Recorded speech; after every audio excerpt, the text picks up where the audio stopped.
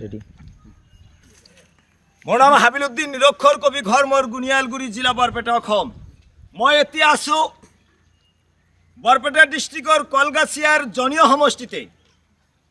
জনীয় সমষ্টিৰ খাৰবালিতে মই আছোঁ, য'ত নেকি ৰফিকুল হাবেজ সাপৰ ঘৰৰ গুৰিতে বুলি কোৱা যায়, আধা কিলোমিটাৰ নহ'ব তাতে আজি মই আহি দেখিবলৈ পাইছোঁ। আৰু মোৰ এই খাৰবালি গাঁৱৰ পৰা আজি ৰাতি 20টা মানৰ ওপৰত ফোন গৈছে, সেইবাবে মই আজি পুৱাই আহিছোঁ। আজি মই এইটো দৃশ্য দেখি আছোঁ। এতিয়ালৈকে ৰফিকুল হাবেজ সাপৰ বা বৰপেটা লোকসভাৰ সাংসদ আব্দুল খালেক সাপৰ এজনো মানুহ এইসকল মানুহৰ খবৰ ল'বলৈ অহা নাই। আনকি বদিৰুদ্দিন আজমল চাহাবৰ এটা যে জমিয়তৰ সজাতি দল আছে, তেখেতসকলেও এইসকল মানুহৰ ওচৰত অহা নাই। মই নিৰক্ষৰ কবি হাবিল উদ্দিন বদৰুদ্দিন আজমল চাহাবক মই ৰিকুৱেষ্ট কৰি আছোঁ, মই জনীয়া সমষ্টিৰ বিধায়ক হাফিজ ৰফিকুল ইছলাম আৰু আব্দুল খালেক সাহ লোকসভাৰ সাংসদ, তেখেতসকলৰ ওপৰত মোৰ আৰু আস্থা নাই। মই নিৰক্ষৰ কবি হাবিল উদ্দিনৰ ব্যক্তিগতভাৱে এই দুজনৰ ওপৰত মোৰ আৰু আস্থা নাই। সেইবাবে বদৰুদ্দিন আজমল চাহাবক মই ৰিকুৱেষ্ট কৰি আছোঁ, আপুনি মোক ভালদৰে চিনি পায়, মই নিৰক্ষৰ কবি হাবিল উদ্দিনে কৈ আছোঁ, পাৰিলে আপুনি বৰপেটা ডিষ্ট্ৰিক্টৰ যিটো আপোনালোকৰ সজাতি দল আছে, অতি শীঘ্ৰে এই খাৰবালি গাঁৱত আহিব লাগে। আহি যিসকল মানুহৰ ঘৰ দুৱাৰ ভাঙি উদ্বাস্ত হৈ গ'ল, সেইসকল মানুহৰ অলপ খবৰ ল'ব লাগে। আহিলে আপুনি খবৰ ল'ব যে এইসকল মানুহৰ কিছুমান মানুহৰ মানে আধা বিঘা মাটি আছিলে, কিছুমান মানুহৰ 1 বিঘা মাটি আছিলে, গোটেইখিনি মাটি ভাঙি যেতিয়া উদ্বাস্ত হৈ যায়, সেইসকল মানুহ তেতিয়া যাই ক'ত থিয় হ'ব? তেখেতসকলৰ আৰু থিয় হোৱা জেগা নাই।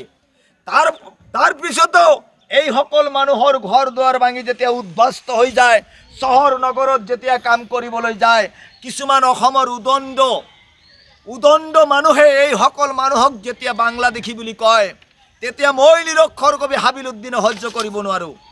আৰু আমাৰ কিছু পাউচেটা কিছু গোলাম আছে, কিছুমান ৰাজনীতি নেতা, যিসকলে খালি মাইনৰিটিৰ ভোটবিলাক লৈ শোষণ কৰি নিজৰ ঘৰত বিল্ডিং কৰি আছে। তেনে ক্ষেত্ৰত সেইসকল লিডাৰক মই ক'ব বিচাৰিছোঁ, মই নিৰক্ষৰ কবি হাবিল উদ্দিন, যেতিয়া আপোনালোক আহক, আহি এই খাৰবালি গাঁৱত এই যে মানুহবিলাকৰ ঘৰ দুৱাৰ ভাঙি উদ্বাস্ত হৈ গ'ল, এতিয়ালৈকে বদৰুদ্দিন আজমলৰ এটা সজাতি দল ইয়ালৈ আহি পোৱা নাই। মই নিৰক্ষৰ কবি হাবিল উদ্দিন বাৰ বাৰ ৰিকুৱেষ্ট কৰি আছোঁ, মই কিন্তু ব্যক্তিগত মোৰ জীৱনৰ কাৰণে কাৰো ওচৰত মই নত নহওঁ। আপোনালোকে ভালদৰে জানে যে ML MP বিধায়কে মোক ফোন কৰিলে মই ৰিচিভ নকৰোঁ, কিন্তু এজন দুখীয়া মানুহে ফোন কৰিলে মই নিৰক্ষৰ কবি হাবিল উদ্দিনে ৰিচিভ কৰোঁ। মই কাৰো ভৰিত ধৰিবলৈ নাই, কিন্তু বদৰুদ্দিন আজমল চাহাব, মই আপোনাক ৰিকুৱেষ্ট কৰি আছোঁ, মোৰ কথাটো অলপ টেঙা, মই ইমান ভালকৈ ভিডিঅ' বনাব নোৱাৰোঁ, কাৰণ মই মানুহজনে তেৰা, সেইবাবে মই তেৰা ভিডিঅ' বনাই আছোঁ। আৰু আপোনাক মই ক'ব বিচাৰিছোঁ, মই নিৰক্ষৰ কবি হাবিল উদ্দিনে কৈ আছোঁ, অতি সোনকালে আপোনাৰ বৰপেটা ডিষ্ট্ৰিক্টৰ যিটো সজাতি দল আছে, অতি সোনকালে এই খাৰবালিত আহিব লাগে, আহি তদন্ত কৰিব লাগে। আমাৰ জনীয় সমষ্টিৰ বিধায়ক হাফিজ ৰফিকুল ইছলাম চাহাবৰ ওচৰত মানুহে এতিয়া আস্থা হেৰাই গৈছে, তেখেতক আৰু বিশ্বাস কৰি নলয়। আৰু বৰপেটা লোকসভাৰ সাংসদ তেখেতটো হেৰাই গৈছে, তেখেত আৰু নাই, তেখেত ডিষ্ট্ৰিক্টত নাই, আৰু ডিষ্ট্ৰিক্টত এটা কামৰ চিহ্নও তেখেতে দেখাব নোৱাৰিব। মোৰ ছ'চিয়েল মিডিয়াই মই এটা গান এৰি দিছোঁ, এই গানটো কিন্তু ভাইৰেল হৈ গৈছে। মই কিন্তু আপোনাক ৰিকুৱেষ্ট কৰি আছোঁ, যদিলে এই ভিডিঅ'টো যোৱাৰ পিছত আপুনি কোনো খবৰ নলয়, মই কিন্তু আকৌ আহিম। সেইকাৰণে কৈ আছোঁ, আপোনালোকে অতি সোনকালে আহি এই খাৰবালি গাঁৱটো অলপ বুজ ল'ব লাগে। একদম লাজ লগা এটা কথা হৈ গৈছে, লাজ লগা কথা যে ৰফিকুল হাবেজ সাহৰ ঘৰৰ গুৰিতে এনেকুৱাকৈ ভাঙি আছে, ইমান মানুহ তেখেতৰ আছে, এতিয়ালৈকে এটা মানুহ ইয়াতে অহা নাই।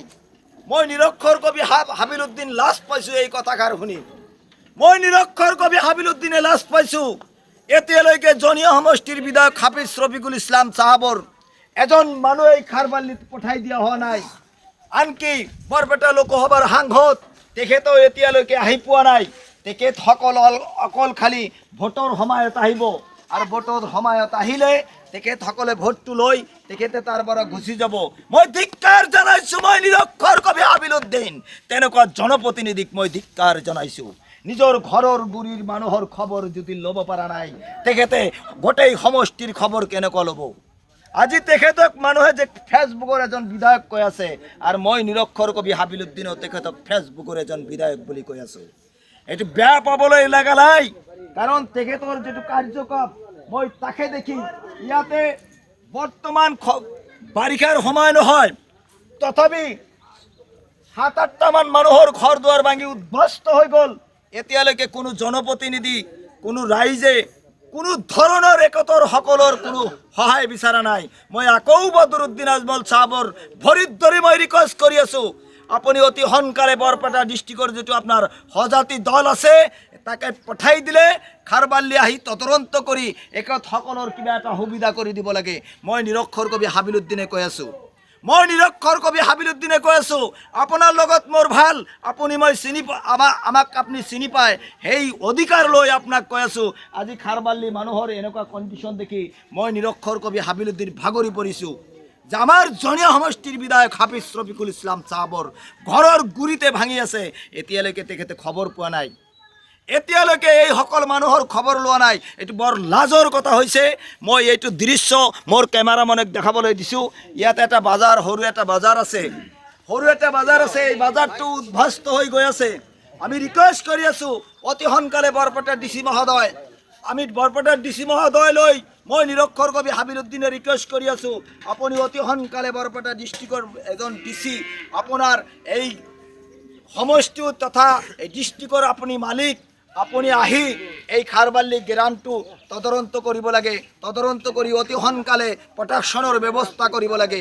মই ৰিকুৱেষ্ট কৰি আছোঁ জলসন মন্ত্ৰী পীযুষ হাজৰিকা ডাঙৰীয়াক যে আপুনি অতি সোনকালে আহক, আহি এই খাৰবাল্লি গাঁওখন এটা প্ৰটেকশ্যনৰ কাম কৰিব বুলি মই নিৰক্ষৰ কবি হাবিলুদ্দিন আপোনাৰ লগত মই আশা কৰিলোঁ, কাৰণ আপোনাৰ লগত মোৰ ভাল, আপুনি মোক চিনি পায়, আমি জানো যে আপুনি মোৰ ভিডিঅ' পালে অলপ চাই এই খাৰবাল্লি গ্ৰামটো আপুনি অতি সোনকালে।